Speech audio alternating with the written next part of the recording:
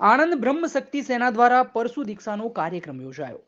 1500થી વધુ યુવક યુવતીઓ, સાધુ સંતો અને મહંતોની ઉપસ્થિતિમાં પરશુ દીક્ષા ગ્રહણ કરી બ્રહ્મ શક્તિ સેના ગુજરાત દ્વારા આણંદ સ્થિત લાંભેલ ગામ ખાતે સમસ્ત ગુજરાતમાંથી આવેલા બ્રાહ્મણોને પરશુ દીક્ષા આપવામાં આવી હતી।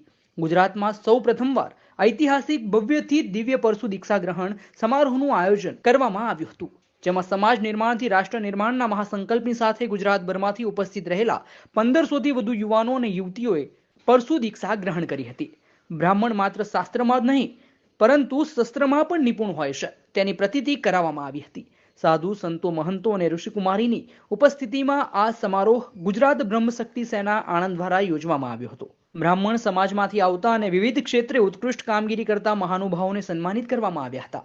આ કાર્યક્રમ થકી સમગ્ર ગુજરાતમાં બ્રાહ્મણ એકતાના દર્શન કરવામાં આવ્યા હતા। આ કાર્યક્રમમાં સમસ્ત ગુજરાતમાંથી બ્રાહ્મણો, ઋષિકુમારો, ડભોઈના ધારાસભ્ય શૈલેષ મહેતા તથા સંતો, મહંતો અને ગુરુઓ ઉપસ્થિત રહ્યા હતા। મારું નામ છે જપીન ઠાકર। બ્રહ્મ શક્તિ સેના ગુજરાત આણંદ દ્વારા સૌ પ્રથમવાર ગુજરાતમાં ઇતિહાસ હશે કે 1500થી વધારે યુવાનો અને યુવતીઓ સમાજના પરશુ દીક્ષા ગ્રહણ કરશે।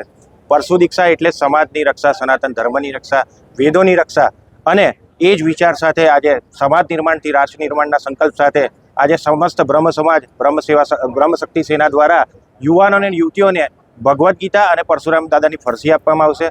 અમારો વિચાર સંકલ્પ છે કે દરેક ઘરના મંદિરે પરશુરામ દાદાની ફરસીનું પણ સાથે સાથે પૂજન થાય। એ સંકલ્પ સાથે આજે યુવાનો અને જનજાગૃતિ માટે અને આવનારા દિવસોમાં સમગ્ર રાજ્યના અલગ અલગ જિલ્લાઓની અંદર પરશુ દીક્ષાનું આયોજન કરવામાં આવશે, જેથી કરીને સમાજ નિર્માણથી રાષ્ટ્ર નિર્માણની વાત તો કરીએ છીએ પણ શાસ્ત્રની સાથે શસ્ત્રની પણ દીક્ષા।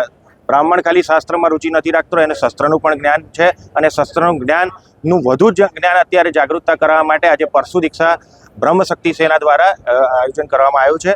12:39ના વિજય મુહૂર્તે દરેક યુવાનો અને યુવતો પરશુ દીક્ષા ગ્રહણ કરશે। હર હર મહાદેવ, જય જય પરશુરામ।